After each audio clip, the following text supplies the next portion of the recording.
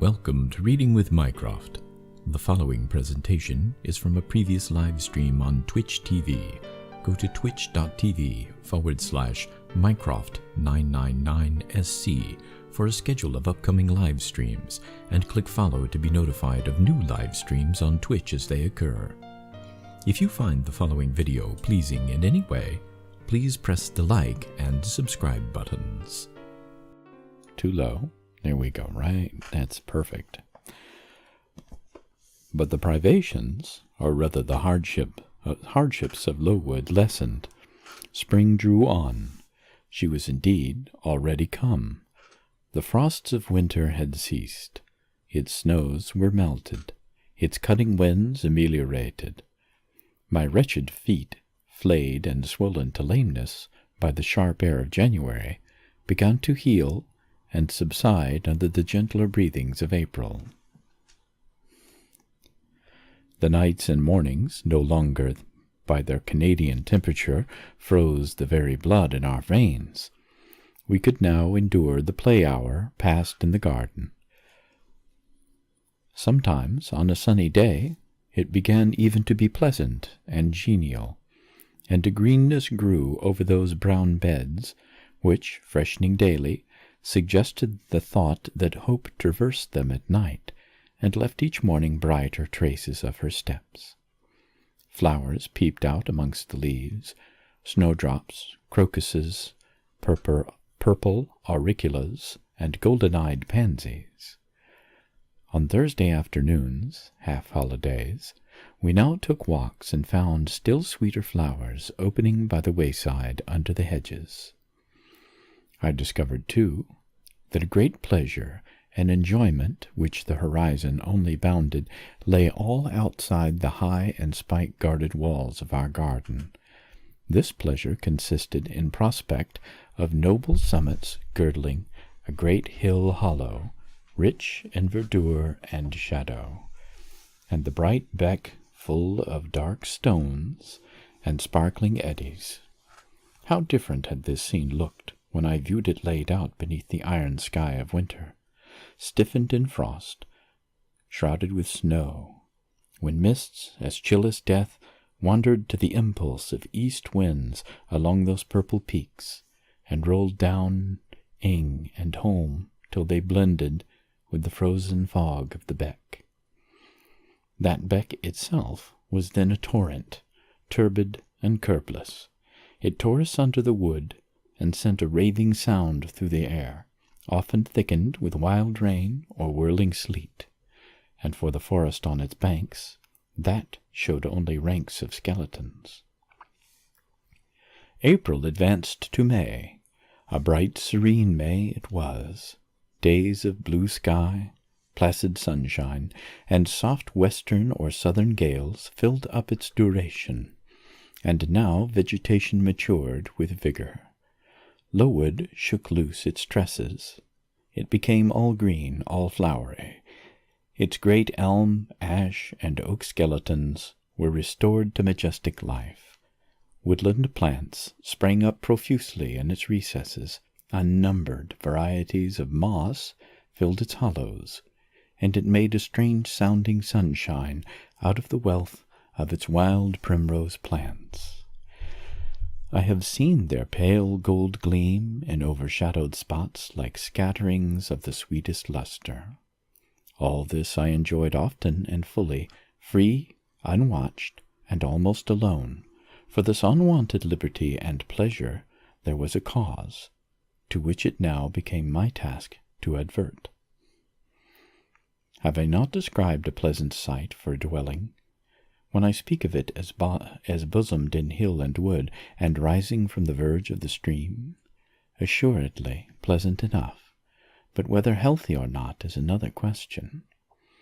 That forest dell where Lowood lay was the cradle of fog and fog-bred pestilence, which, quickening with the quickening of spring, crept into the orphan asylum, breathed typhus through its crowded schoolroom and dormitory, and ere May arrived, transformed the seminary into a hospital. Semi-starvation and neglected colds had predisposed most of the pupils to receive infection. 45 out of the 80 girls lay ill at one time. Classes were broken up, rules relaxed.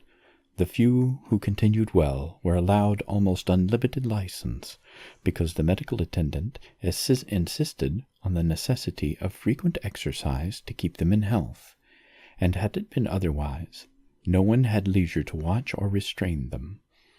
Miss Temple's whole attention was absorbed by the patients. She lived in the sick room, never quitting it except to snatch a few hours' rest at night.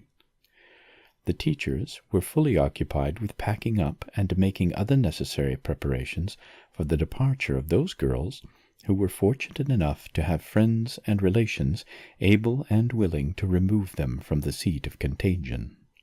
Many, already smitten, went home only to die. Some died at the school, and were buried quietly and quickly, the nature of the malady forbidding delay. While disease had thus become an inhabitant of Lowood, and death its frequent visitor, while there was gloom and fear within its walls, while its rooms and passages steamed with hospital smells, the drug and the pastille striving vainly to overcome the effluvia of mortality, that bright May shone unclouded over the bold hills and beautiful woodland out of doors. Its garden, too, glowed with flowers. Hollyhocks had sprung tall as trees. Lilies had opened tulips, and roses were in bloom. The borders of the little beds were gay with pink thrift and crimson double daisies.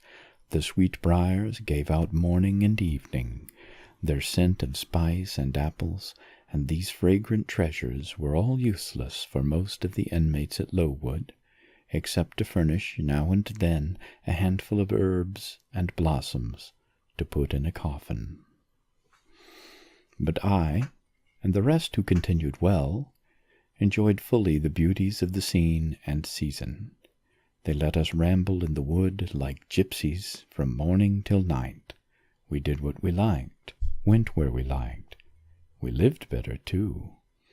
Mr. Brocklehurst and his family never came near Lowood now. Household matters were not scrutinized into. The cross housekeeper was gone, driven away by the fear of infection. Her successor, who had been matron at the Lowton dispensary, unused to the ways of her new abode, provided with comparative liberality. Besides, there were fewer to feed. The sick could eat little. Our breakfast basins were better filled. When there was no time to prepare a regular dinner, which often happened, she would give us a large piece of cold pie, or a thick slice of bread and cheese, and this we carried away with us to the wood, where we each chose the spot we liked best, and dined sumptuously.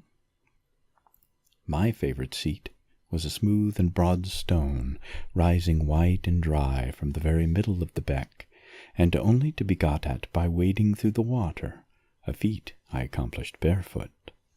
The stone was just broad enough to accommodate comfortably another girl and me.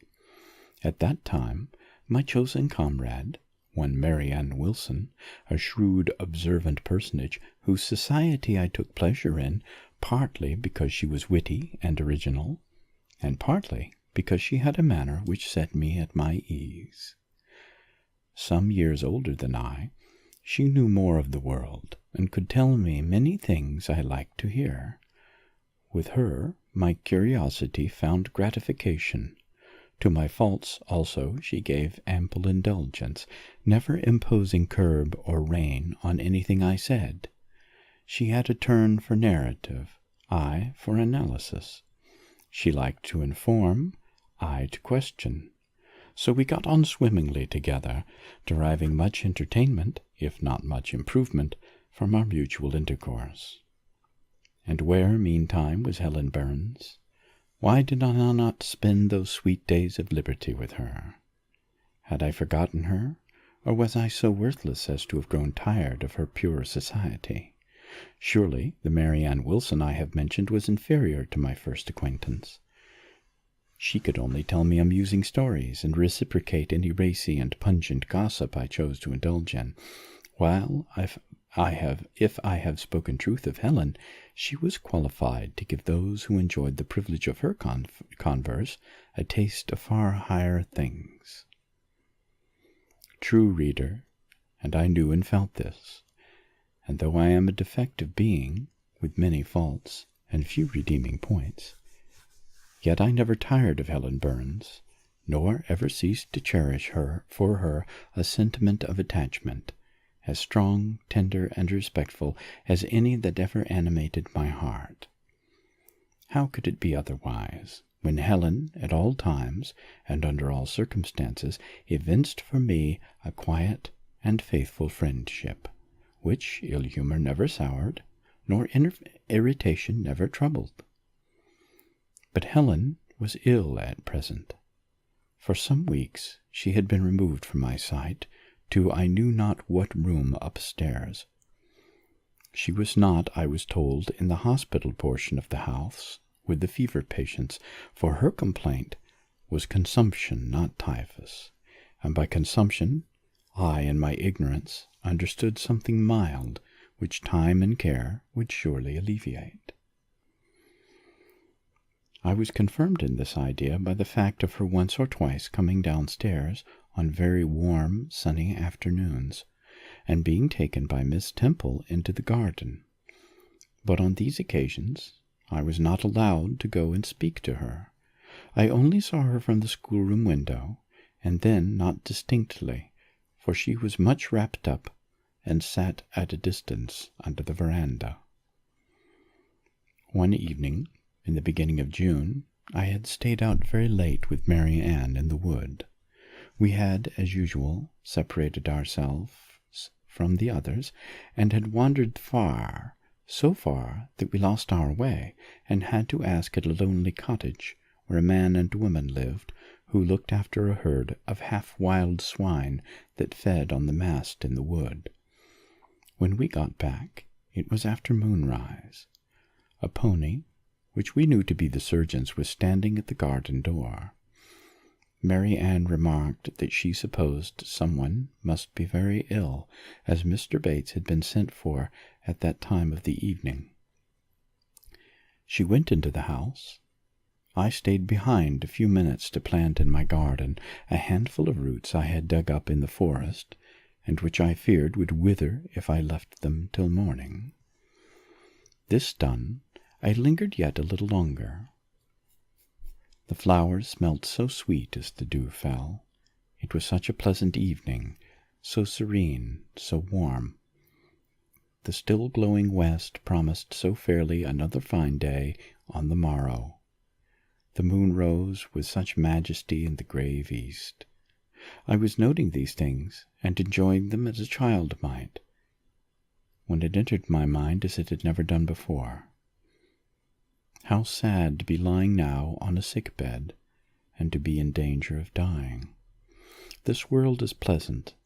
It would be dreary to be called from it, and to have to go who knows where.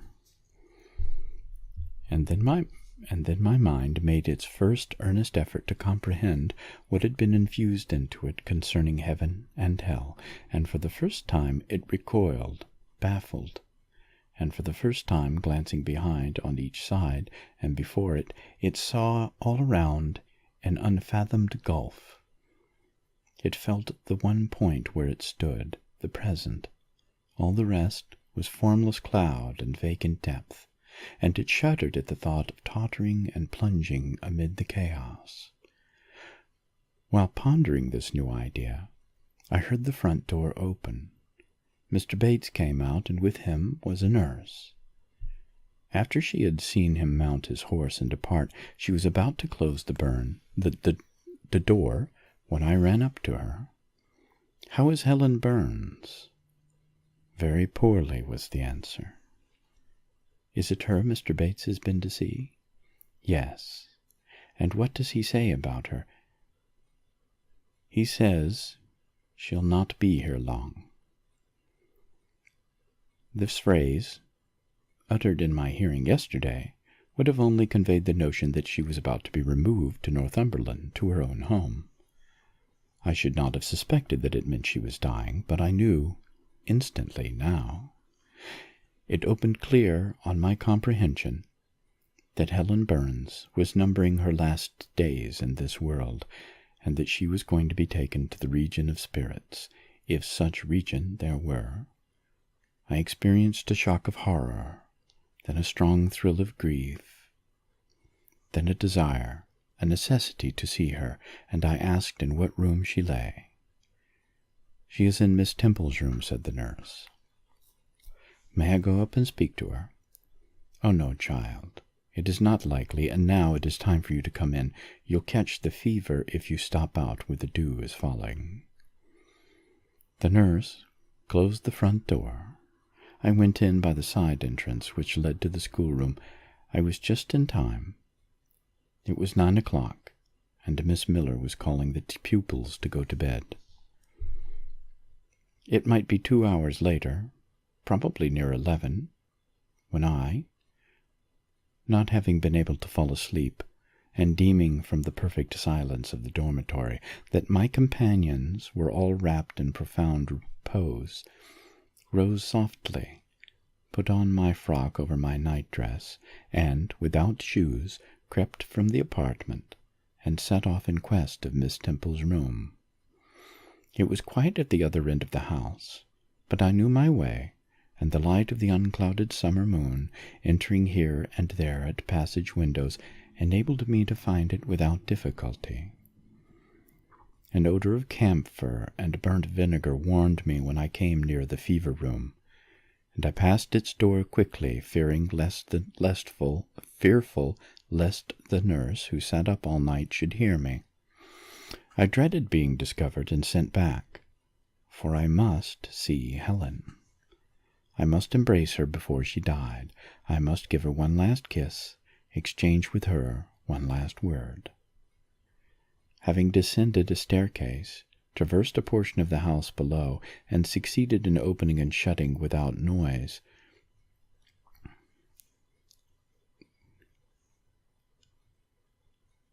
two doors, I reached another flight of steps. These I mounted, and then just opposite to me was Miss Temple's room. A light shone through the keyhole, and from under the door a profound stillness pervaded the vicinity.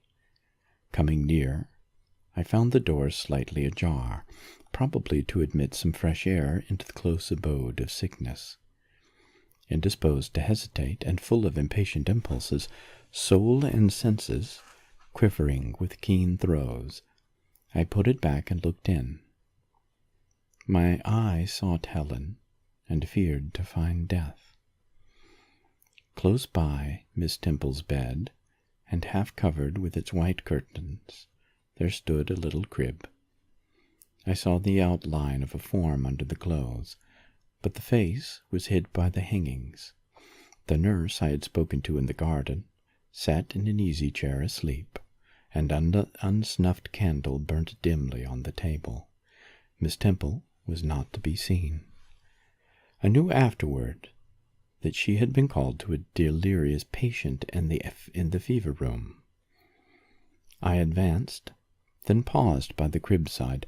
My hand was on the curtain, but I preferred speaking before I withdrew it. I still recoiled at the dread of seeing a corpse. "Helen," I whispered softly, "are you awake?" She stirred herself, put back the curtain, and I saw her face, pale, wasted, but quite composed. She looked so little changed that my fear was instantly dissipated. "Can it be you, Jane?" she asked in her own gentle voice. "Oh," I thought, "she is not going to die. They are mistaken. She could not speak and look so calmly if she were." I got on to her crib and kissed her. Her forehead was cold, and her cheek both cold and thin, and so were her hand and wrist, but she smiled as of old. "Why are you come here, Jane? It is past 11 o'clock. I heard it strike some minutes since." "I came to see you, Helen. I heard you were very ill, and I could not sleep till I had spoken to you. You came to bid me good-bye then. You are just in time, probably. Are you going somewhere, Helen? Are you going home? Yes, to my long home, my last home. No, no, Helen. I stopped, distressed. While I tried to devour my tears, a fit of coughing seized Helen. It did not, however, wake the nurse. When it was over, she lay some minutes exhausted. Then she whispered, "Jane, your little feet are bare. Lie down and cover yourself with my quilt." I did so. She put her arm over me, and I nestled close to her. After a long silence, she resumed, still whispering, "I'm very happy, Jane, and when you hear that I'm dead, you must be sure and not grieve. There's nothing to grieve about. We all must die one day, and the illness which is removing me is not painful. It is gentle and gradual. My mind is at rest. I leave no one to regret me much. I have only a father, and he is lately married, and will not miss me. By dying young, I shall escape great sufferings. I had not qualities or talents to make my way very well in the world. I should have been continually at fault. But where are you going to, Helen? Can you see? Do you know? I believe I have faith. I am going to God. But where is God? What is God?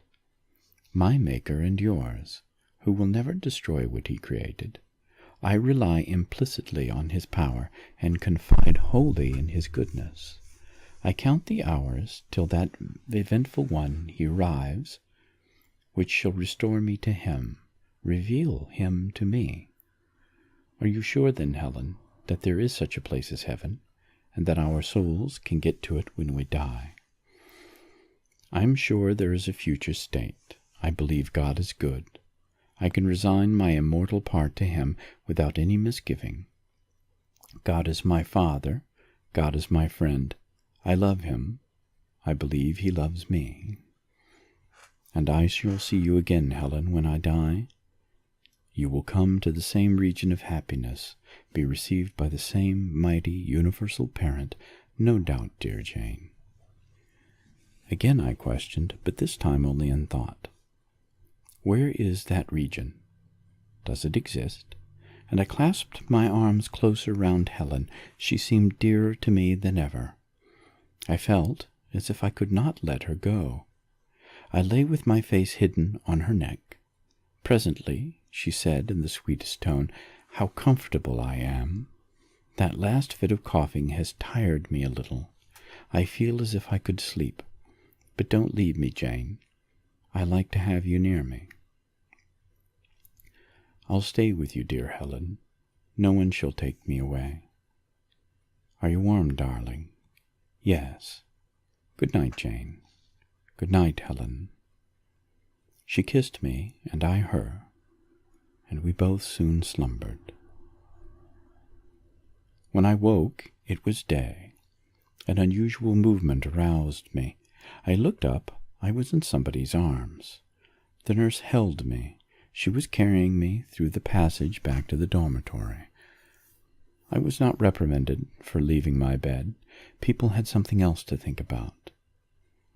No explanation was afforded then to my many questions, but a day or two afterwards I learned that Miss Temple, on returning to her own room at dawn, had found me laid in the little crib, my face against Helen Burns' shoulder, my arms around her neck. I was asleep, and Helen was dead. Her grave is in Brocklebridge churchyard. For 15 years after her death, it was only covered by a grassy mound, but now a grey marble tablet marks the spot, inscribed with her name and the word resurgam.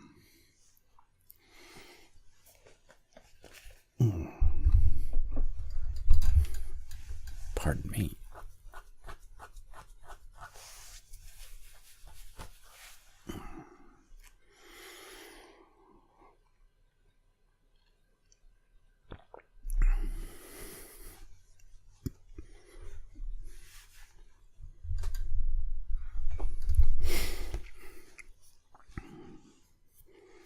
Chapter 10. Hitherto, I have recorded in detail the events of my insignificant existence. To the first 10 years of my life, I have given almost as many chapters. But this is not to be a regular autobiography. I am only bound to invoke memory where I know her responses will possess some degree of interest. Therefore, I now pass a space of 8 years almost in silence. A few lines only are necessary to keep up with the links of connection. When the typhus fever had fulfilled its mission of devastation at Lowood, it gradually disappeared from thence, but not till its virulence and the number of its victims had drawn public attention to the school. Inquiry was made into the origin of the scourge, and by degrees various facts came out which excited public indignation in a high degree. The unhealthy nature of the site, the quantity and quality of the children's food, the brackish, fetid water used in its preparation, the pupils' wretched clothing and accommodations, all these things were discovered. And the discovery produced a result mortifying to Mr. Brocklehurst, but beneficial to the institution. Several wealthy and benevolent individuals in the country subscribed largely for the erection of a more convenient building in a better situation. New regulations were made, improvements in diet and clothing introduced, the funds of the school were entrusted to the management of a committee. Mr. Brocklehurst, who from his wealth and family connections could not be overlooked, still retained the post of treasurer, but he was aided.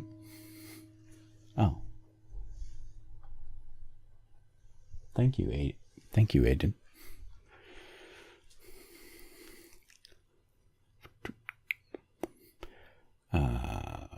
But he was aided in the discharge of his duties by gentlemen of rather more enlarged and sympathizing minds. His office of inspector, too, was shared by those who knew how to combine reason with strictness, comfort with economy, compassion with uprightness. The school, thus improved, became in time a truly useful and noble institution.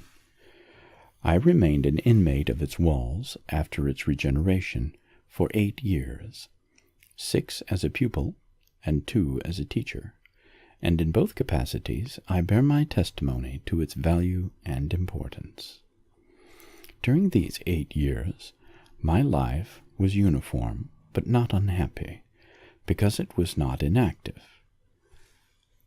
I had the means of an excellent education placed within my reach, a fondness for some of my studies, and a desire to excel in all, together with a great delight in pleasing my teachers, especially such as I loved, urged me on.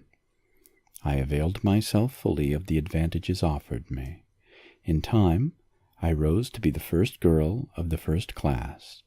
Then I was invested with the office of teacher, which I discharged with zeal for 2 years. But at the end of that time I altered.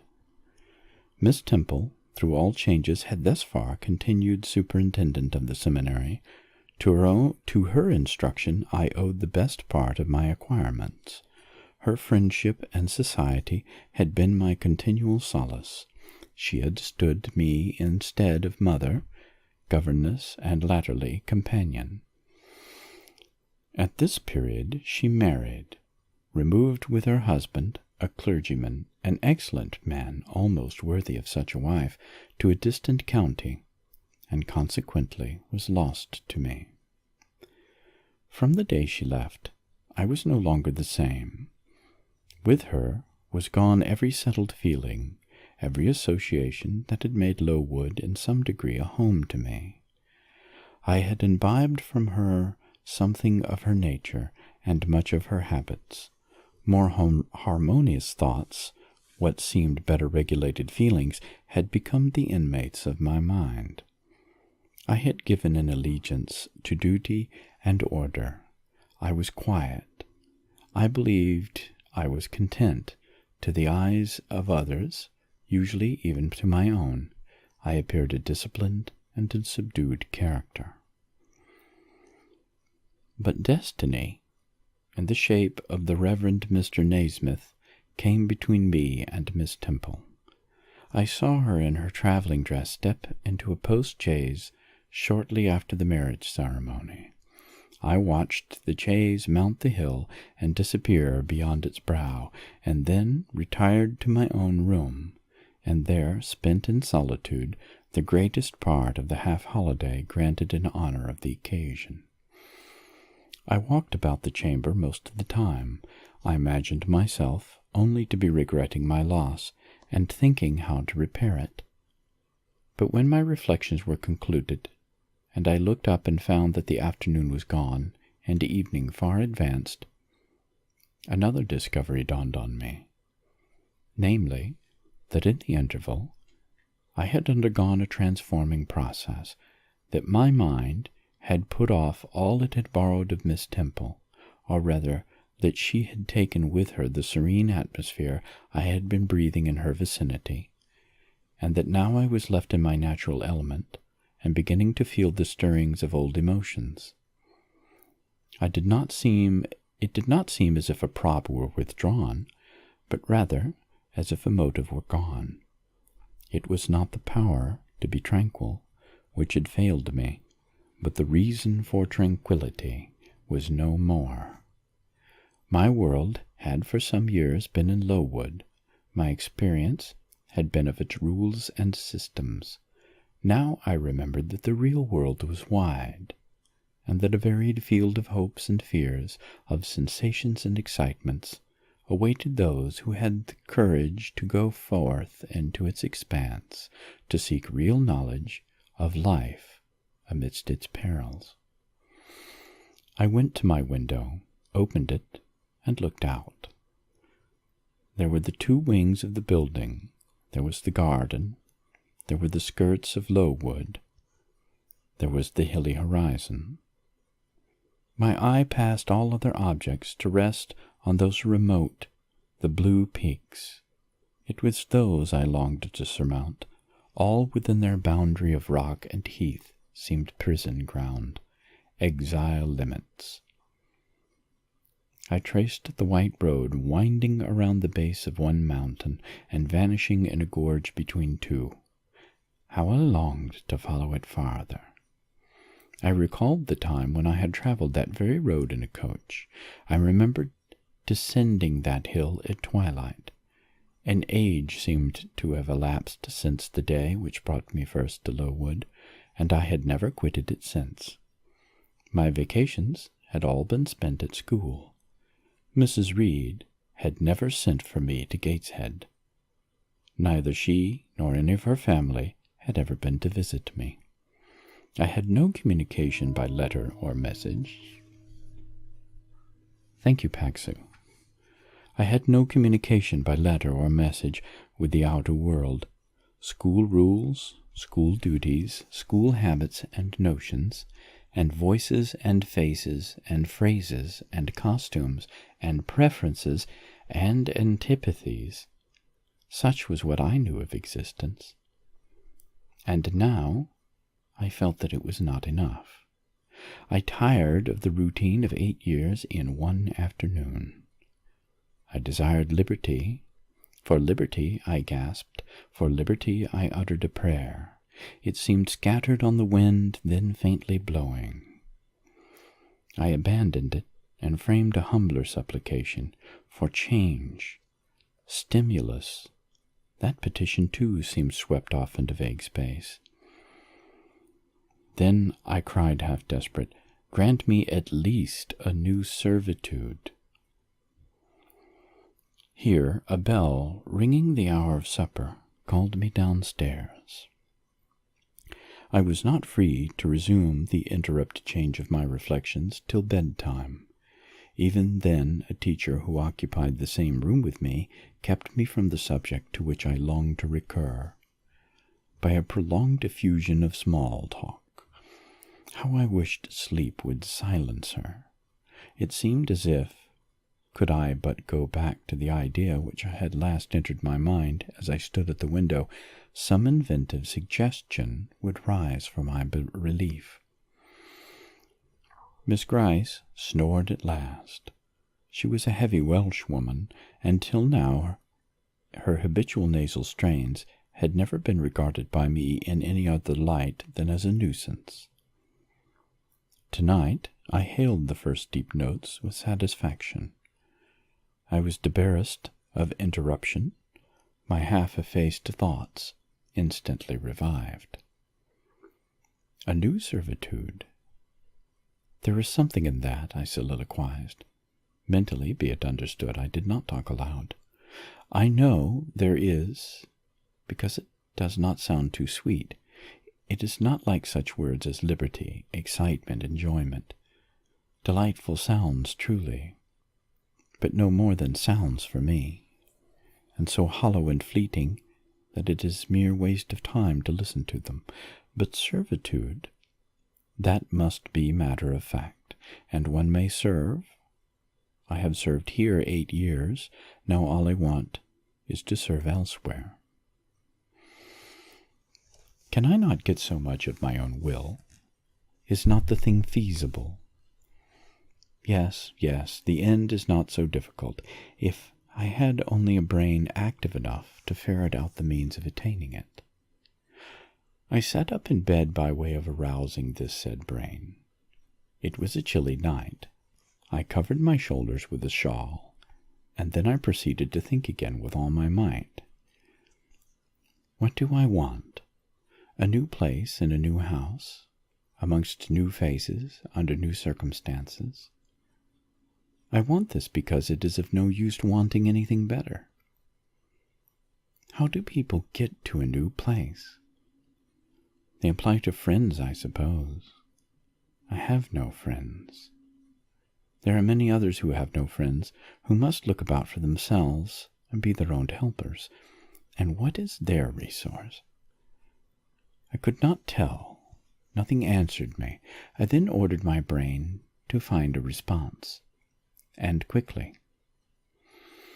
It worked, and worked faster. I felt the pulses throb in my head and temples, but for nearly an hour it worked in chaos, with no result come of its efforts. Feverish with vain labor, I got up and took a turn in the room, undrew the curtain, noted a star or two, shivered with cold, and again crept to bed. A kind fairy, in my absence, had surely dropped the required suggestion on my pillow, for as I lay down, it came quietly and naturally to my mind. Those who want situations advertise. You must advertise in the Shire Herald. How? I know nothing about advertising. Replies rose smooth and prompt now. You must enclose the advertisement and the money to pay for it under a cover directed to the editor of the Herald. You must put it, the first opportunity you have, into the post at Lowton. Answers must be addressed to J.E. at the post office there. You can go and inquire in about a week after you send your letter, if any are come, and act accordingly. This scheme I went over twice, thrice. It was then digested in my mind. I had it in a clear, practical form. I felt satisfied and fell asleep.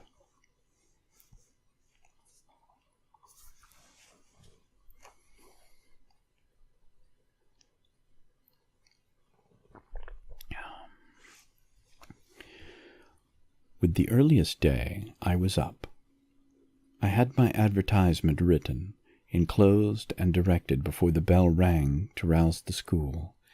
It ran thus: a young lady accustomed to tuition, had I not been a teacher 2 years, is desirous of meeting with a situation in a private family where the children are under 14.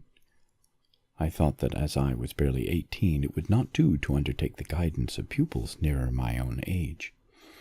She is qualified to teach the usual branches of a good English education, together with French, drawing, and music. In those days, reader, this now narrow catalogue of accomplishments would have been held tolerably comprehensive. Address J.E., Post Office, Lowton, Shire. This document remained locked in my drawer all day. After tea, I asked leave of the new superintendent to go to Lowton in order to perform some small commissions for myself and one or two of my fellow teachers. Permission was readily granted. I went. It was a walk of 2 miles, and the evening was wet, but the days were still long. I visited a shop or two, slipped the letter into the post office, and came back through heavy rain with streaming garments, but with a relieved heart.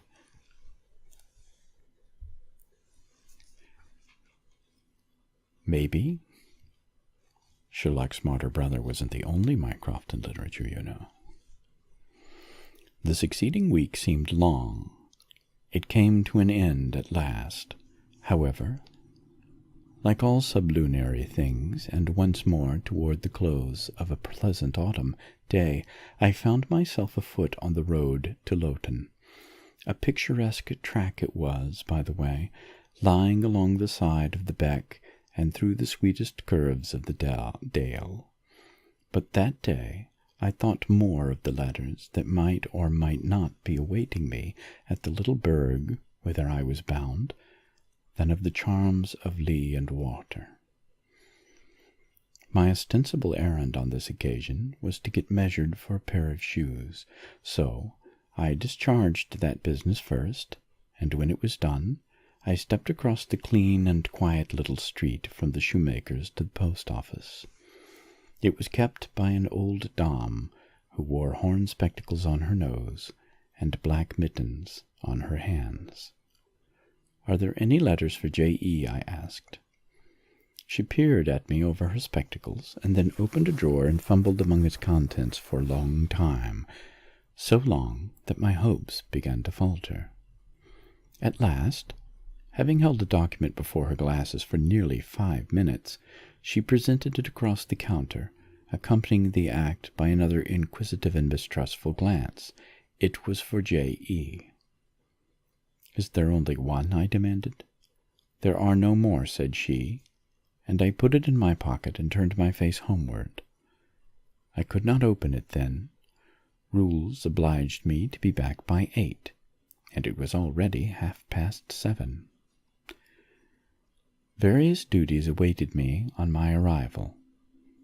I had to sit with the girls during their hour of study. Then it was my turn to read prayers, to see them to bed. Afterwards I supped with the other teachers. Even when we finally retired for the night, the inevitable Miss Gryce was still my companion. We had only a short end of candle in our candlestick, and I dreaded lest she should talk till it was all burnt out. Fortunately, however, the heavy supper she had eaten produced a soporific effect. She was already snoring before I had finished undressing. There still remained an inch of candle. I now took out my letter.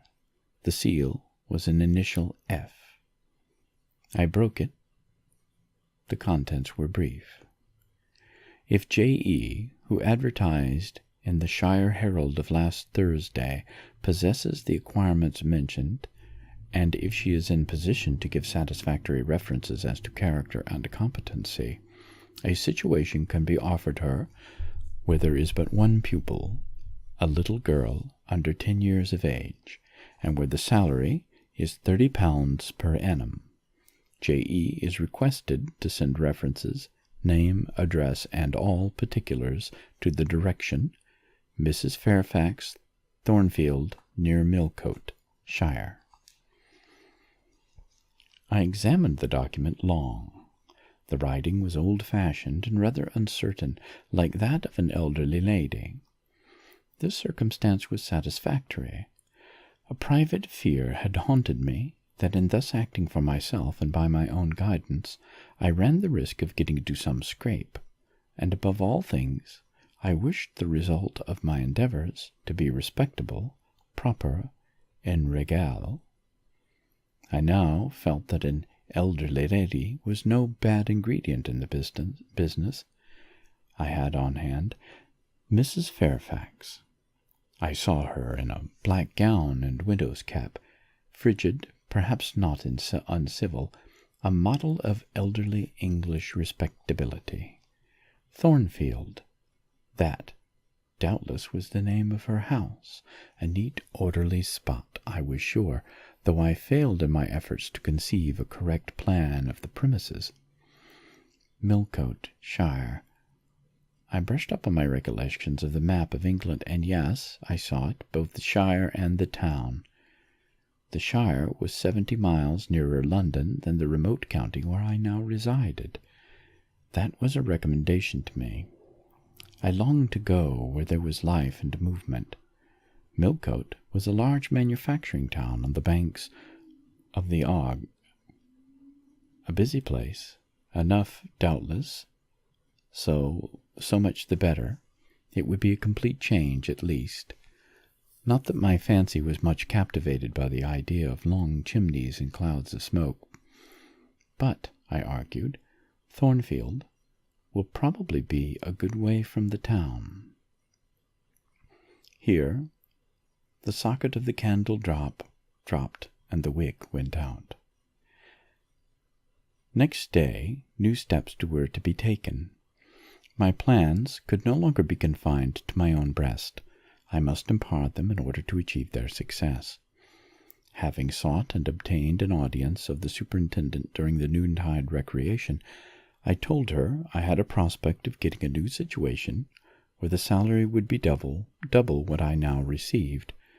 For at Lowood I only got £15 per annum, and requested she should break the matter for me to Mr. Brocklehurst or some of the committee, and ascertain whether they would permit me to mention them as references. She obligingly consented to act as a mediatrix in the matter. The next day she laid the affair before Mr. Brocklehurst, who said that Mrs. Reed must be written to, as she was my natural guardian. A note was accordingly addressed to that lady, who returned for answer that I might do as I pleased. She had long relinquished all interference in my affairs. This note went the round of the committee, and at last, after what appeared to me most tedious delay, formal leave was given me to better my condition if I could, and an assurance was added that as I had always conducted myself well both as teacher and pupil at Lowood, a testimonial of character and capacity, signed by inspectors of that institution, should forthwith be furnished me. This testimonial I accordingly received in about a month, forwarded a copy of it to Mrs. Fairfax, and got that lady's reply, stating that she was satisfied, and fixing that day fortnight as the period for my assuming the post of governess in her house. I now busied myself in preparations. The fortnight passed rapidly. I had not a very large wardrobe, though it was adequate to my wants, and the last day sufficed to pack my trunk, the same I had brought with me 8 years ago from Gateshead. The box was corded, the card nailed on. In half an hour the carrier was to call for it to take it to Lowton, whither I myself was to repair at an early hour the next morning to meet the coach.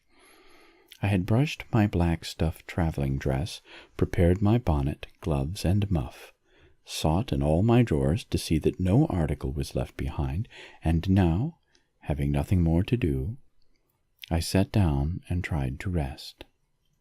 I could not. Though I had been on foot all day, I could not now repose an instant. I was too much excited. A phase of my life was closing tonight, a new one opening tomorrow. Impossible to slumber in the interval. I must watch feverishly while the change was being accomplished. "Miss," said a servant who met me in the lobby, where I was wandering like a troubled spirit, "a person below wishes to see you." The carrier, no doubt, I thought, and ran downstairs without inquiry.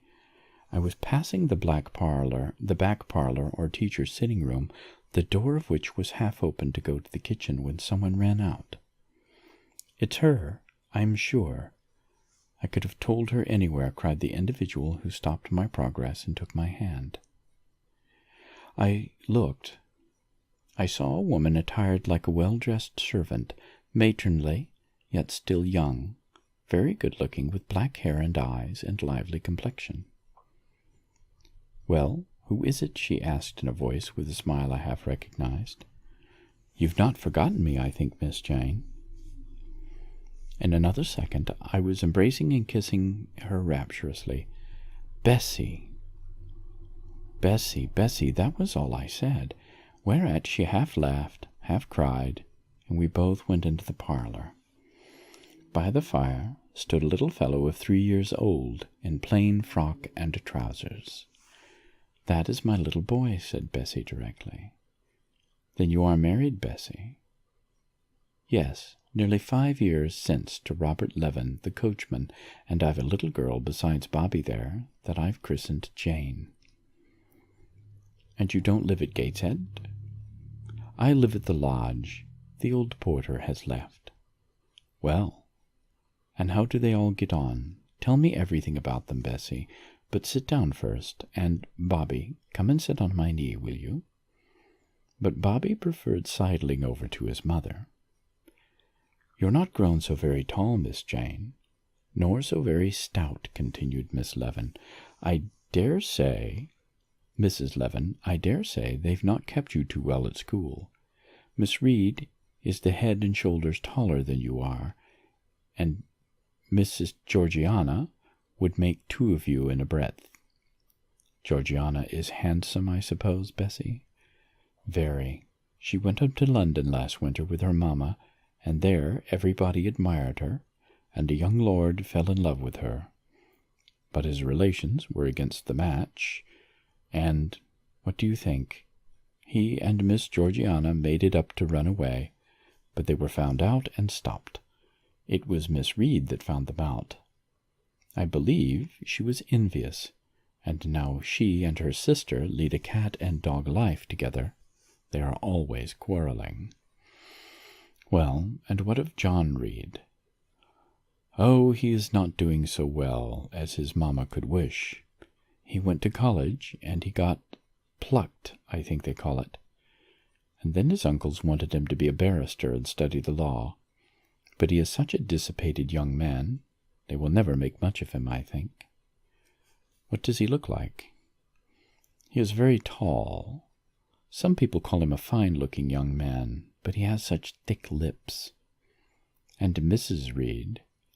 "Mrs. looks stout and well enough in the face, but I think she's not quite easy in her mind.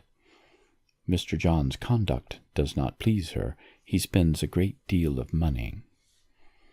"Did she send you here, Bessie?" "No, indeed, but I have long wanted to see you, and when I heard that there had been a letter from you and that you were going to another part of the country, I thought I'd just set off and get a look at you before you were quite out of my reach." "I'm afraid you are disappointed in me, Bessie," I said this laughing. I perceived that Bessie's glance, though it expressed regard, did in no shape denote admiration. No, Miss Jane, not exactly.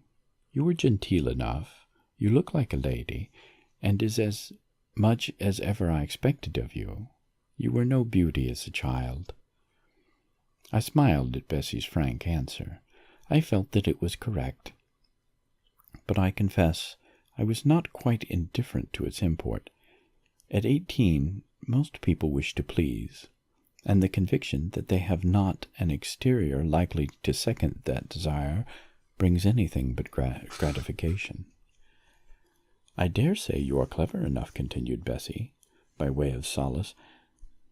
"What can you do? Can you play on the piano?" "A little." There was one in the room. Bessie went and opened it, and then asked me to sit down and give her a tune. I played a waltz or two, and she was charmed. "The Miss Reeds could not play as well," she said exultingly.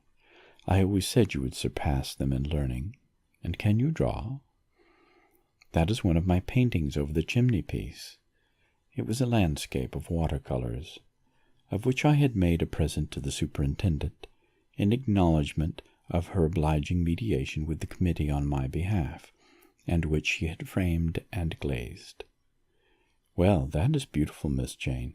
It is as fine a picture as any Miss Reed's drawing master could paint, let alone the young ladies themselves, who could not come near it. And have you learnt French?" "Yes, Bessie, I can both read it and speak it." "And you can work on muslin and canvas?" "I can." "Oh, you are quite a lady, Miss Jane. I knew you would be. You will get on whether your relations notice you or not. There was something I wanted to ask you. Have you ever heard anything from your father's kinsfolk, the Eyres?" "Never in my life." "Well, you know, Mrs. always said they were poor and quite despicable, and they may be poor, but I believe they are as much gentry as the Reeds are. For one day, nearly 7 years ago, a Mr. Eyre came to Gateshead and wanted to see you. Mrs. said you were at school 50 miles off. He seemed so much disappointed, for he could not stay. He was going on a voyage to a foreign country, and the ship was to sail from London in a day or two. He looked quite a gentleman, and I believe he was your father's brother." "What foreign country was he going to, Bessie?" "An island thousands of miles off, where they make wine, the butler did tell me." "Madeira," I suggested. "Yes, that's it. That's the very word." "So he went?" "Yes, he did not stay many minutes in the house. Mrs. was very high with him. She called him afterwards a sneaking tradesman. My Robert believes he was a wine merchant." "Very likely," I returned, "or perhaps clerk or agent to a wine merchant." Bessie and I conversed about old times an hour longer, and then she was obliged to leave me. I saw her again for a few minutes the next morning at Lowton, while I was waiting for the coach. We parted finally at the door of the Brocklehurst Arms there. Each went her separate way. She set off for the brow of Lowood Fell to meet the conveyance which was to take her back to Gateshead.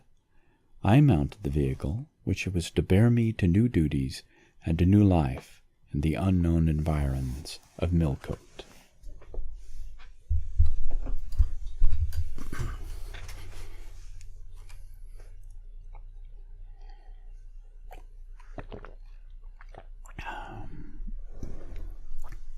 Excuse me.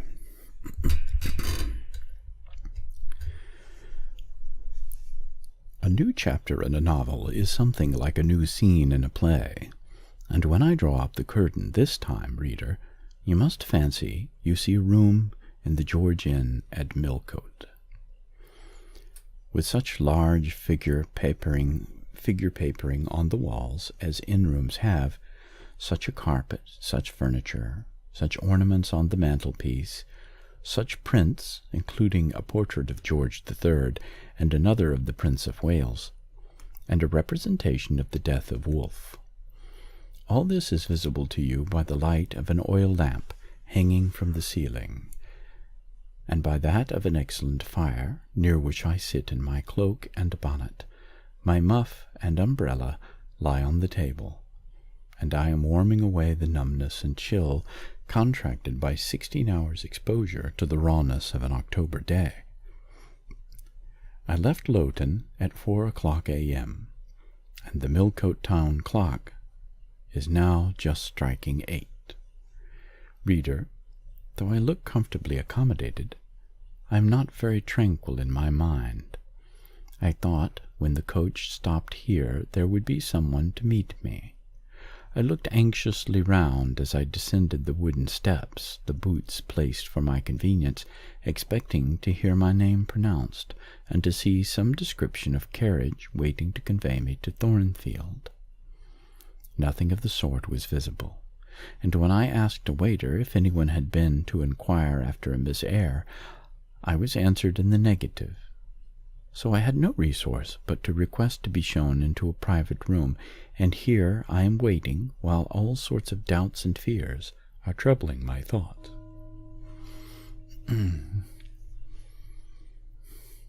Thank you, TV Samo.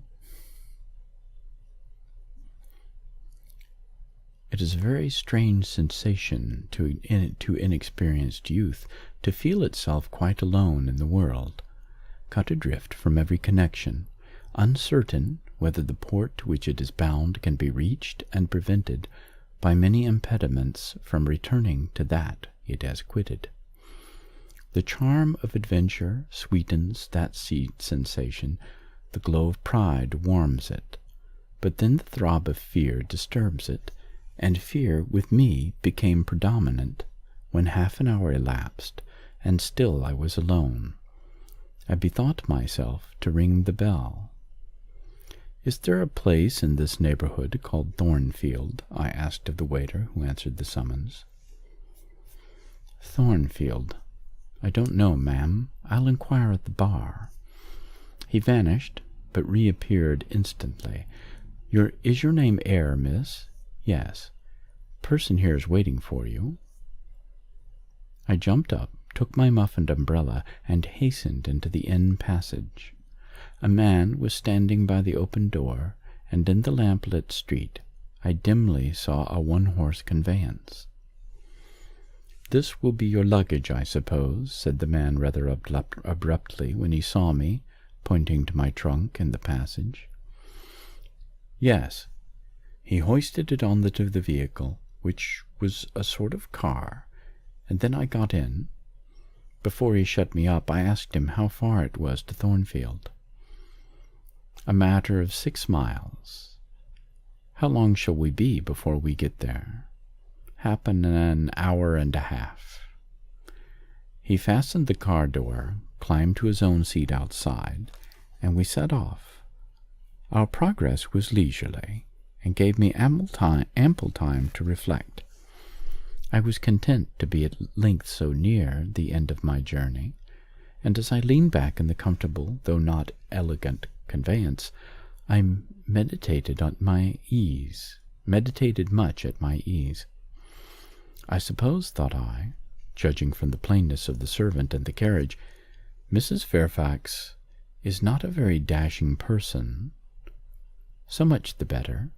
I never lived amongst fine people but once, and I was very miserable with them. I wonder if she lives alone, except this little girl. If so, and if she is in any degree amiable, I shall surely be able to get on with her. I will do my best. It is a pity that doing one's best does not always answer.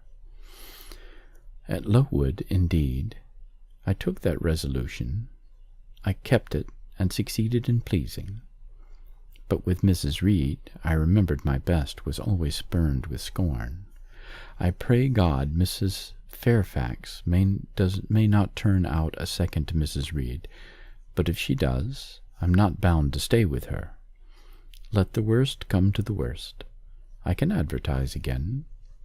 How far are we on our road now, I wonder? I let down the window and looked out. Millcote was behind us. Judging by the number of its light, it seemed to be a place of considerable magnitude, much larger than Lowden. We were now, as far as I could see, on a sort of common, but there were houses scattered all over the district. I felt we were in a different region to Lowood, more populous, less picturesque, more stirring, less romantic. The roads were heavy, the night misty. My conductor let his horse walk all the way, and the hour and a half extended, I verily believe, to 2 hours. At last he turned in his seat and said, "You're known so far for Thornfield now." Again I looked out. We were passing a church. I saw its low, broad tower against the sky, and its bell was tolling a quarter. I saw a narrow galaxy of lights, too, on a hillside, marking a village or hamlet. About 10 minutes after, the driver got down and opened a pair of gates we passed through, and they clashed to behind us. We now slowly ascended the drive, and came upon the long front of a house. Candlelight gleamed from one curtain, bow window, all the rest were dark. The car stopped at the front door. It was opened by a maidservant. I alighted and went in. I don't know, about $3 or $4. Not much.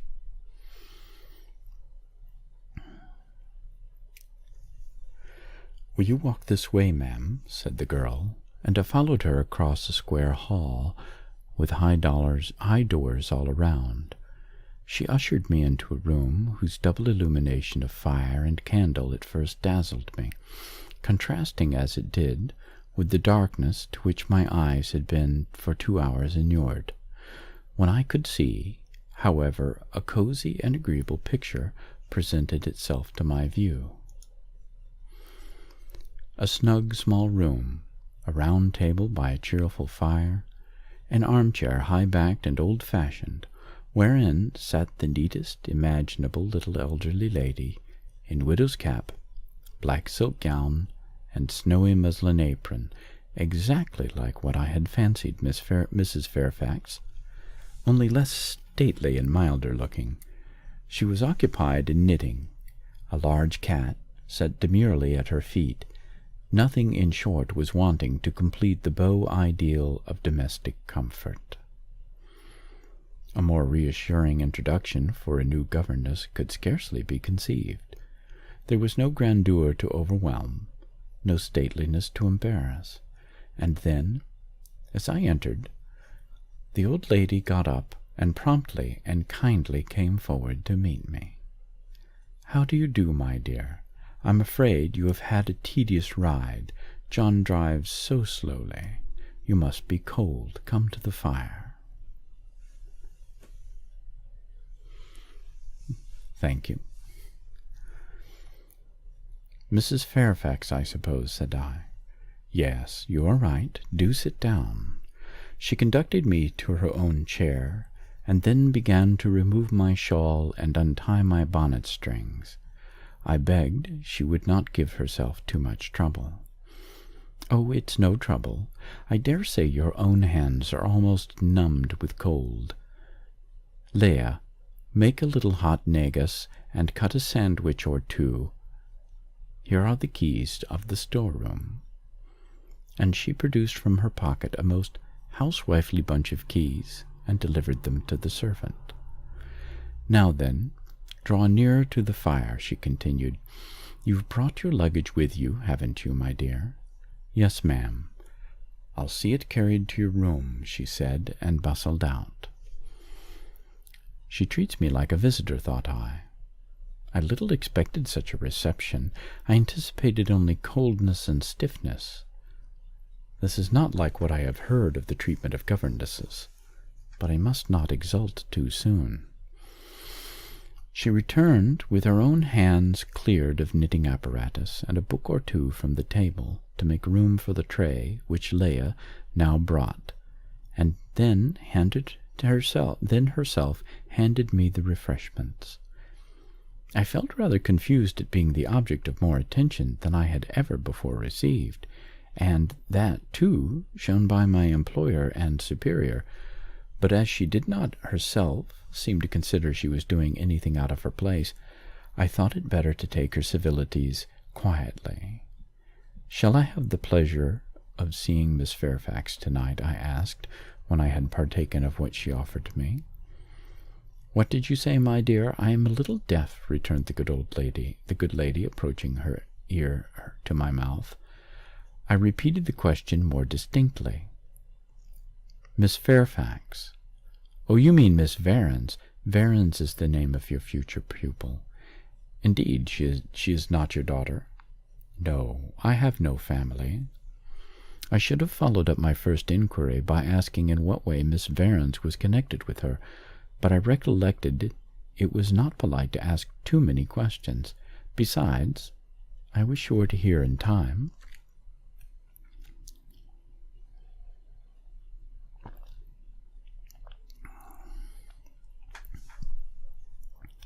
I am so glad, she continued as she sat down opposite to me and took the cat on her knee. I'm so glad you are come. It will be quite pleasant living here now with a companion. To be sure, it is pleasant at any time, for Thornfield is a fine old hall, rather neglected of late years perhaps, but still it is a respectable place. Yet you know in winter time one feels dreary, quite alone in the best quarters. I say alone. Leah is a nice girl, to be sure, and John and his wife are very decent people, but then you see they are only servants, and one can't converse with them on terms of equality. One must keep them at due distance for fear of losing one's authority. I'm sure last winter, it was a very severe one if you recollect, and when it did not snow it rained and blew, not a creature but the butcher and postman came to the house, from November till February, and I really got quite melancholy with sitting night after night alone. I had Leah in to read to me sometimes, but I don't think the poor girl liked the task much. She felt it confining. In spring and summer one got on better. Sunshine and long days make such a difference. And then, just at the commencement of this autumn, little Adela Varens came, and her nurse. A child makes a house alive all at once, and now you are here, I shall be quite gay. My heart really warmed to the worthy lady as I heard her talk, and I drew my chair a little nearer to her, and expressed my sincere wish that she might find my company as agreeable as she anticipated. "But I'll not keep you sitting up late tonight," said she. "It is on the stroke of 12 now, and you have been traveling all day. You must feel tired." "Thank you, bro-boy." "If you have got your feet well warmed, I'll show you to your bedroom. I've had the room next to mine prepared for you. It is only a small apartment, but I thought you would like it better than one of the large front chambers. To be sure, they have finer furniture, but they are so dreary and solitary. I never sleep in them myself." I thanked her for her considerate choice, and as I felt fatigued with my long journey, expressed my readiness to retire. She took her candle, and I followed her from the room. First she went to see if the hall door was fastened. Having taken the key from the lock, she led the way upstairs. The steps and banisters were of oak. The staircase window was high and latticed. Both it and the long gallery into which the bedroom doors opened looked as if they belonged to a church rather than a house. A very chill and vault-like air pervaded the stairs and gallery, suggesting cheerless ideas of space and solitude, and I was glad, when finally ushered into my chamber, to find it of small dimensions and furnished in ordinary style. When Mrs. Fairfax had bidden me a kind good night, and I had fastened my door, gazed leisurely around, and in some measure effaced the eerie impression made by that wide hall, that dark and spacious staircase, and that long cold gallery, by the livelier aspect of my little room, I remembered that, after a day of bodily fatigue and mental anxiety, I was now at last in a safe haven. The impulse of gratitude swelled my heart, and I dwelt down at the bedside and offered up thanks where thanks were due, not forgetting, ere I rose to implore aid on my further path, and the power of meriting the kindness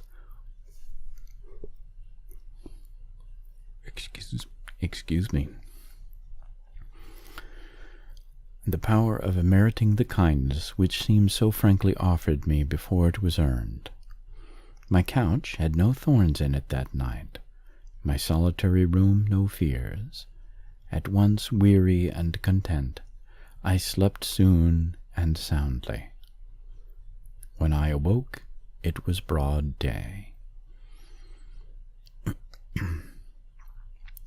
The chamber looked such a bright little place to me as the sun shone in between the gay blue chintz window curtains, showing papered walls and a carpeted floor, so unlike the bare planks and stained plaster of Lowood that my spirits rose at the view. Externals have a great effect on the young. I thought that a fairer era of life was beginning for me. Excuse me.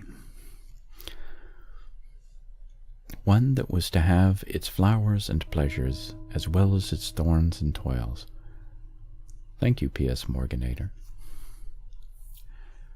My faculties, roused by the change of scene, the new field offered to hope, seemed all astir. I cannot precisely define what they expected, but it was something pleasant, not perhaps that day or that month, but at an indefinite future period. I rose, I dressed myself with care, obliged to be plain, for I had no article of attire that was not made with extreme simplicity. I was still by nature solicitous to be neat. It was not my habit to be disrespectful of appearance or careless of the impression I made. On the contrary, I never wished to look as well as I could. Excuse me. Oh, I'm yawning so much right now. I ever wished to look as well as I could, and to please as much as my want of beauty would permit. I sometimes regretted that I was not handsomer. I sometimes wished to have rosy cheeks, a straight nose, and small cherry mouth. I desired to be tall, stately, and finely developed in figure. I felt it a misfortune that I was so little, so pale, and had features so irregular and so marked. And why had I these aspirations and these regrets? It would have been difficult to say. I could not then distinctly say it to myself, yet I had a reason, and a logical, natural reason, too.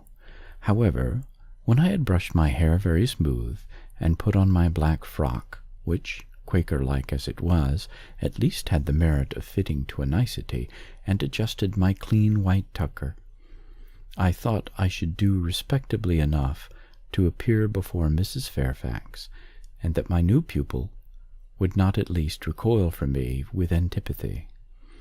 Having opened my chamber window, and seen that I left all things straight and neat on the toilette table, I ventured forth. Traversing the long and matted gallery, I descended the slippery steps of oak, then gained the hall. I halted there a minute. I looked at some pictures on the walls. One, I remember, represented a grim man in a cuirass, and one a lady with powdered hair and a pearl necklace. At a bronze lamp pendant from the ceiling, and a great clock whose case was of oak curiously carved, and ebon black with time and rubbing. Everything appeared very stately and imposing to me, but then I was so little accustomed to grandeur. The hall door, which was half of glass, stood open. I stepped over the threshold. It was a fine autumn morning. The early sun shone serenely on embrowned groves and still green fields advancing on to the lawn. I looked up and surveyed the front of the mansion. It was 3 stories high, of proportions not vast, though considerable, a gentleman's manor house, not a nobleman's seat. Battlements round the top gave it a picturesque look. Its grey front stood out well from the background of a rookery, whose cawing tenants were now on the wing. They flew over the lawn and grounds to alight in a great meadow, from which these were separated by a sunk fence, and where an array of mighty old thorn trees, strong, knotty, and broad as oaks, at once explained the etymology of the mansion's designation. Farther off were hills, not so lofty as those around Lowood, nor so craggy, nor so like barriers of separation from the living world, but yet quiet and lonely hills enough. and seeming to embrace Thornfield with a seclusion I had not expected to find existence so near the stirring locality of Millcote. A little hamlet whose roofs were blent with trees straggled up the side of one of the hills. The church of the district stood nearer Thornfield. Its old tower top looked over a knoll between the house and the gates.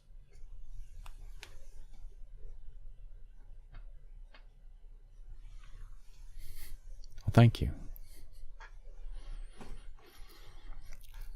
I was yet enjoying the calm prospect and pleasanter fresh air, yet listening with delight to the cawing of the rooks, yet surveying the wide hoary front of the hall, and thinking what a great place it was for one lonely little dame like Mrs. Fairfax to inhabit, when the lady appeared at the door.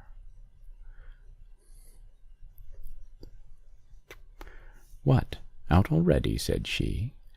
"I see you are an early riser." I went up to her, and was received with an affable kiss and shake of the hand. "How do you like Thornfield?" she asked. I told her I liked it very much. "Yes," she said, "it is a pretty place, but I fear it will be getting out of order unless Mr. Rochester should take it into his head to come and reside here permanently, or at least visit it rather oftener. Great houses and fine grounds require the presence of the proprietor." "Mr. Rochester," I explained. "Who is he?" "The owner of Thornfield," she responded quietly. "Did you not know he was called Rochester?" Of course I did not. I had never heard of him before, but the old lady seemed to regard his existence as a universally understood fact, with which everybody must be acquainted by instinct. "I thought," I continued, "Thornfield belonged to you." "To me? Bless you, child. What an idea!" "To me, I am only a housekeeper, the manager. To be sure, I am distantly related to the Rochesters by the mother's side, or at least my husband was. He was a clergyman, incumbent of Hay, that little village yonder on the hill, and that church near the gate was his. The present Mr. Rochester's mother was a Fairfax, and second cousin to my husband, but I never presume on the connection.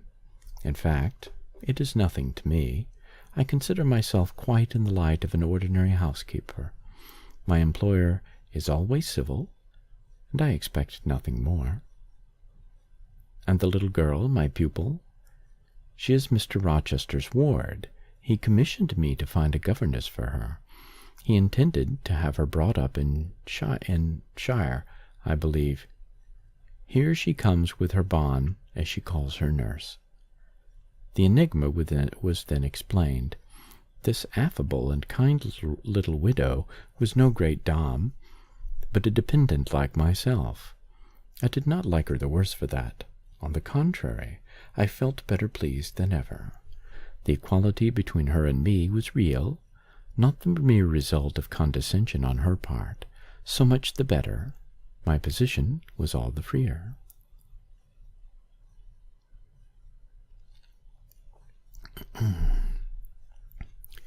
As I was meditating on this discovery, a little girl, followed by her attendant, came running up the lawn. I looked at my pupil, who did not at first appear to notice me.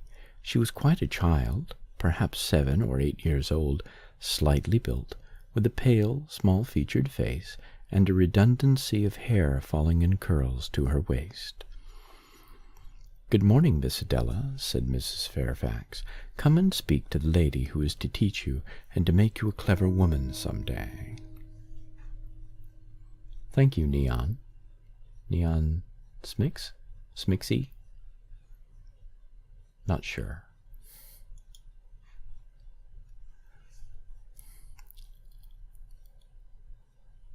Okay, I don't speak French, so I'm going to completely butcher whenever this child speaks it. Pardon my barbaric accent. "C'est la ma gouvernante," said she, pointing to me, and addressing her nurse, who answered, "Mais oui, certainement." Are they foreigners? I inquired, amazed at hearing the French language. The nurse is a foreigner, and Adela was born on the continent, and, I believe, never left it till within 6 months ago. When she first came here, she could speak no English. Now she can make shift to talk it a little. I don't understand her. She mixes it so with French, but you will make out her meaning very well, I dare say. Fortunately, I had had the advantage of being taught French by a French lady, and as I had always made a point of conversing with Madame Pierrot as often as I could, and had besides, during the last 7 years, learnt a portion of French by heart daily, applying myself to take pains with my accent, and imitating as closely as possible the pronunciation of my teacher, I had acquired a certain degree of readiness and correctness in the language, and was not likely to be much at a loss with Mademoiselle Adela. She came and shook hands with me when she heard that I was her governess, and, as I led her in to breakfast, I addressed some phrases to her in her own tongue. She replied briefly at first, but after we were seated at the table, and she had examined me some 10 minutes with her large hazel eyes, she suddenly commenced chattering fluently. "Ah," cried she in French, "you speak my language as well as Mr. Rochester does. I can talk to you as I can to him, and so can Sophie. She will be glad. Nobody here understands her. Madame Fairfax is all English. Sophie is my nurse. She came with me over the sea in a great ship with a chimney that smoked. How it did smoke! And I was sick, and so was Sophie, and so was Mr. Rochester." Mr. Rochester lay down on a sofa in a pretty room called the salon, and Sophie and I had little beds in another place. I nearly fell out of mine. It was like a shelf. And Mademoiselle, what is your name? Eyre. Jane Eyre. Eyre? Bah, I cannot say it. Well, our ship stopped in the morning, before it was quite daylight, at a great city, a huge city, with very dark houses and all smoky, not at all like the pretty clean town I came from, and Mr. Rochester carried me in his arms over a plank to the land, and Sophie came after, and we all got into a coach, which took us to a beautiful large house, larger than this, and finer, called a hotel. We stayed there nearly a week, and I and Sophie used to walk every day in a great green place full of trees called the park, and there were many children there besides me, and a pond with beautiful birds in it that I fed with crumbs. "Can you understand her when she runs on so fast?" asked Mrs. Fairfax. I understood her very well, for I had been accustomed to the fluent tongue of Madame Pierrot. "I wish," continued the good lady, "you would ask her a question or two about her parents. I wonder if she remembers them." "Adele," I inquired, with whom did you live when you were in that pretty clean town you spoke of?" "I lived long ago with Mamma, but she is gone to the Holy Virgin. Mamma used to teach me to dance and sing and to say verses. A great many gentlemen and ladies came to see Mamma, and I used to dance before them, or to sit on their knees and sing to them. I liked it. Shall I let you hear me sing now?" She had finished her breakfast, so I permitted her to give a specimen of her accomplishments. Descending from her chair, she came and placed herself on my knee.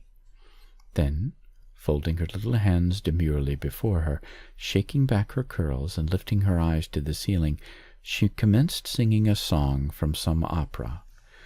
It was the strain of a forsaken lady who, after bewailing the perfidy of her lover, calls pride to her aid, desires her attendant to deck her in her brightest jewels and richest robes, and resolves to meet the false one that night at a ball. Oops. Thank you, AMX. There we go. Now I can see the darn thing when it happens. Thank you, Neon.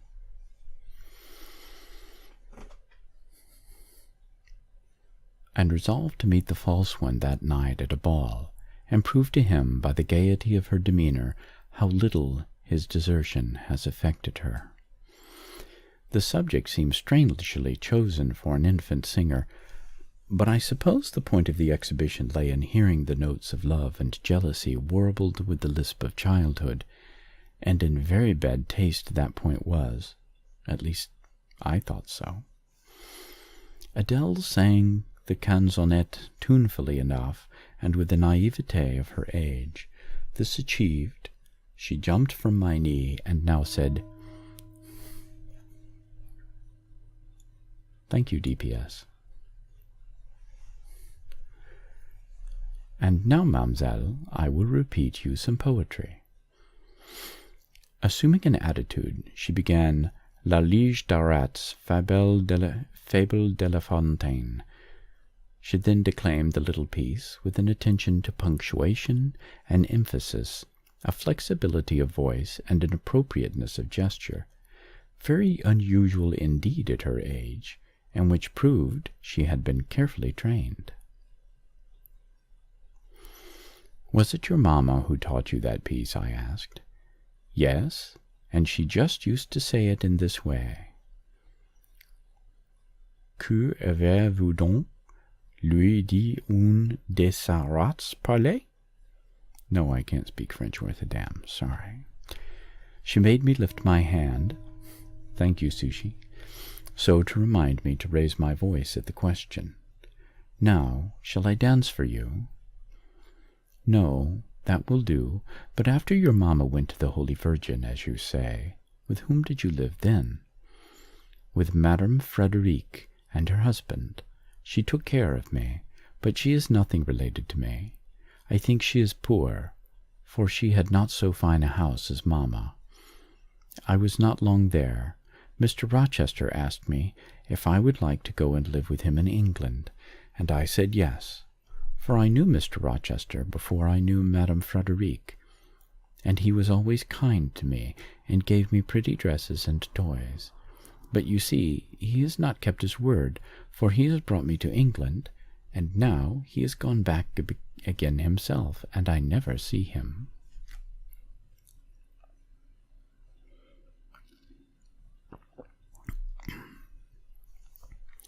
After breakfast, Adele and I withdrew to the library, which room, it appears, Mr. Rochester had directed should be used as the schoolroom. Most of the books were locked up behind glass doors, but there was one bookcase left. Thank you, Dragonotes. Most of the books were locked up behind glass doors, but there was one bookcase left open, containing everything that could be needed in the way of elementary works, and several volumes of light literature, poetry, biography, travels, a few romances, and such. I suppose he had considered that these were all the governess would require for her private perusal, and indeed they contented me amply for the present. Compared with the scanty pickings I had now and then been able to glean at Lowood, they seemed to offer an abundant harvest of entertainment and information. In this room, too, there was a cabinet piano, quite new, and of superior tone, also an easel for painting, and a pair of globes. I found my pupils sufficiently docile, though disinclined to apply. Thank you, Anise. Docile, though disinclined to apply. She had not been used to regular occupation of any kind. I felt it would be injudicious to confine her too much at first, so, when I had talked to her a great deal, and got her to learn a little, and when the morning had advanced to noon, I allowed her to return to her nurse. I then proposed to occupy myself till dinner-time in drawing some little sketches for her use. As I was going upstairs to fetch my portfolio and pencils, Mrs. Fairfax called to me. "Your morning school hours are over now, I suppose," said she. She was in a room, the folding doors of which stood open. I went in when she addressed me. It was a large, stately apartment, with purple chairs and curtains, a Turkey carpet, walnut-panelled walls, one vast window, rich in slanted glass, and a lofty ceiling, nobly moulded. Mrs. Fairfax was dusting some vases in fine purple spar, which stood on a sideboard.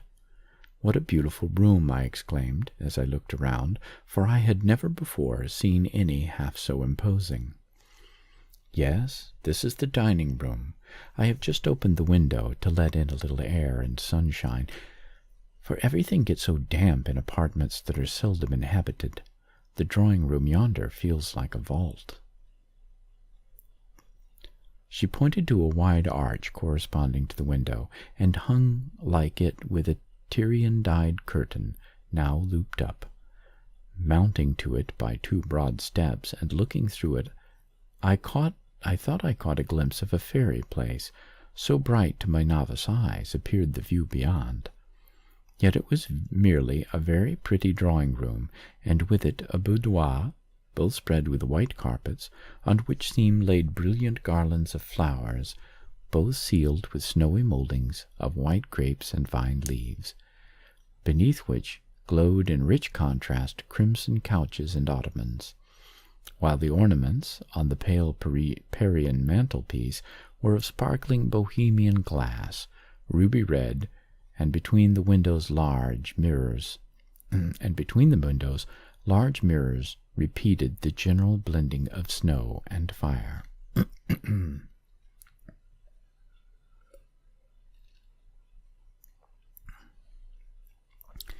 "In what order you keep these rooms, Mrs. Fairfax," said I. "No dust, no canvas coverings. Except that the air feels chilly, one would think they were inhabited daily." "Why, Miss Eyre, though Mr. Rochester's visits here are rare, they are always sudden and unexpected, and as I observed that it put him out to find everything swathed up and to have a bustle of arrangement on his arrival, I thought it best to keep the rooms in readiness." "Is Mr. Rochester an exacting, fastidious sort of man?" "Not particularly so, but he has a gentleman's tastes and habits, and he expects to have things managed in conformity to them." "Do you like him? Is he generally liked?" "Oh, yes. The family have always been respected here. Almost all the land in the neighborhood, as far as you can see, has belonged to the Rochesters, time out of mind."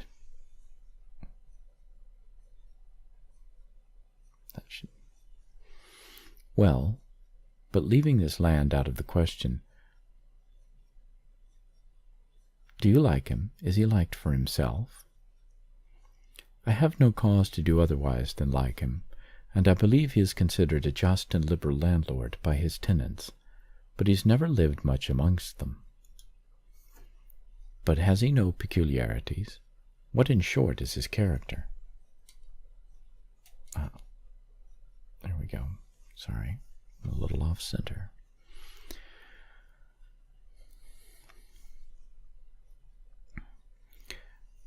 "Oh, his character is unimpeachable, I suppose. He is rather peculiar, perhaps. He has travelled a great deal, and seen a great deal of the world. I should think. I dare say he is clever, but I never had much conversation with him." "In what way is he peculiar?" "I don't know. It is not easy to describe. Nothing striking, but you feel it when he speaks to you. You cannot be always sure whether he is in jest or earnest, whether he is pleased or the contrary. You don't thoroughly understand him, in short, at least I don't. But it is of no consequence. He is a very good master." This was all the account I got from Mrs. Fairfax of her employer and mine. There are people who seem to have no notion of sketching a character or observing and describing salient points, either in persons or things. The good lady evidently belonged to this class. My queries puzzled, but did not draw her out. Mr. Rochester was a Rochester in her eyes, a gentleman, a landed proprietor, nothing more. She inquired and searched no further, and evidently wondered at my wish to gain a more definite notion of his identity. When we left the dining room, she proposed to show me over the rest of the house, and I followed her upstairs and downstairs, admiring as I went, for all was well arranged and handsome. The large front chambers I thought especially grand, and some of the third-story rooms, though dark and low, were interested from their air of antiquity. The furniture, once appropriated to the lower apartments, had from time to time been removed here, as fashions changed, and the imperfect light entering by the narrow casement showed bedsteads of 100 years old, chests in oak and walnut, looking with their strange carvings of palm branches and cherub's head like types of the Hebrew ark, rows of venerable chairs, high-backed and narrow, stools still more antiquated, on whose cushioned tops were yet apparent traces of half-effaced embroideries, wrought by fingers that for 2 generations had been coffin dust. All these relics gave to the third story of Thornfield Hall the aspect of a home of the past, a shrine of memory. I liked the hush, the gloom, the quaintness of these retreats in the day, but I by no means coveted a night's repose on one of those wide and heavy beds, shut in, some of them with doors of oak, shaded others with wrought old English hangings encrusted with thick work, portraying effigies of strange flowers and stranger birds and strangest human beings, all which would have looked strange indeed by the pallid gleam of moonlight. Do the servants sleep in these rooms? I asked. No, they occupy a range of smaller apartments to the back. No one ever sleeps here. One would almost say that if there were a ghost at Thornfield Hall, this would be its haunt. So I think. You have no ghost, then? None that I ever heard of, returned Mrs. Fairfax, smiling. Nor any traditions of one, no legends or ghost stories? I believe not. And yet it is said the Rochesters have been a rather violent than a quiet race in their time. Perhaps, though, that is the reason they rest tranquilly in their graves now. Yes, after life's fitful fever they sleep well, I muttered. Where are you going now, Mrs. Fairfax? For she was moving away. On to the Leads. Will you come and see the view from thence? I followed, still, up a very narrow staircase to the attics, and thence by a ladder, and through a trap-door to the roof of the hall. I was now on a level with the crow colony, and could see into their nests. Leaning over the battlements and looking far down, I surveyed the grounds laid out like a map, the bright and velvet lawn closely girdling the grey base of the mansion, the field, wide as a park, dotted with its ancient timber, the wood, dun and sere, divided by a path visibly overgrown, greener with moss than the trees were with foliage. The church at the gates, the road, the tranquil hills, all reposing in the autumn day's sun, the horizon bounded by a propitious sky, azure marbled with pearly white. No feature in the scene was extraordinary, but all was pleasing. When I returned from it and repassed the trap-door, I could scarcely see my way down the ladder. The attic seemed black as a vault compared with the arch of blue air to which I had been looking up, and to that sunlit scene of grove, pasture, and green hill of which the hall was the center, and over which I had been gazing with delight.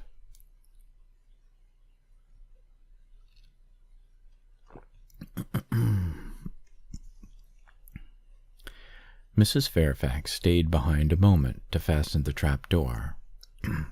I, by drift of groping, found the outlet from the attic, and proceeded to descend the narrow garret staircase. I lingered in the long passage to which this led, separating the front and back rooms of the third story, narrow, low, and dim, with only one little window at the far end, and looking, with its 2 rows of small black doors all shut, like a corridor in some Bluebeard's castle. Excuse me. While I paced softly on, the last sound I expected to hear in so still a region, a laugh, struck my ear. It was a curious laugh, distinct, formal, mirthless. I stopped.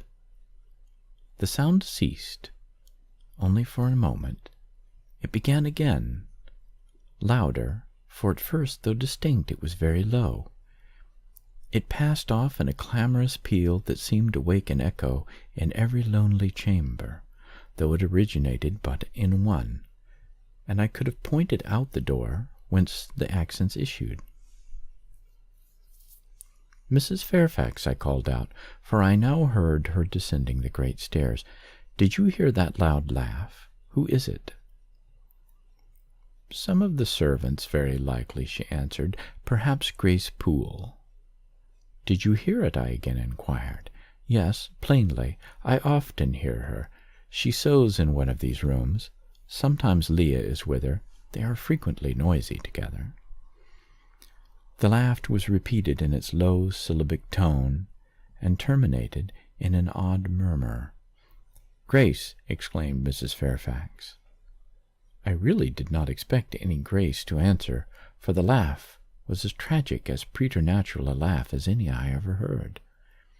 And, but that it was high noon, and that no circumstances of ghostliness accompanied the curious cachinnation, but neither to the scene nor season favored fear, I should have been superstitiously afraid. However, the event showed me I was a fool for entertaining a sense even of surprise. The door nearest me opened, and a servant came out, a woman of between 30 and 40, a set, square-made figure, red-haired, and with a hard, plain face. Any apparition less romantic or less ghostly could scarcely be conceived. "Too much noise, Grace," said Mrs. Fairfax. "Remember directions." Grace curtsied silently, and went in. "She is a person we have to sew and assist Leah in her housemaid's work," continued the widow.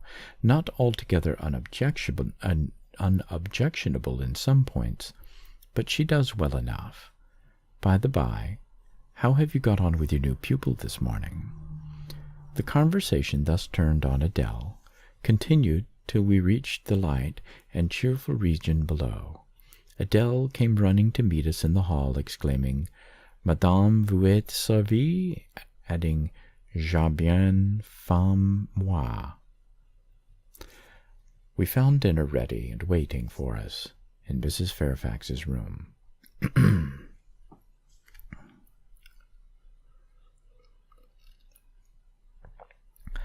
I think my voice is getting a bit rough now, so I think I'll call it a night.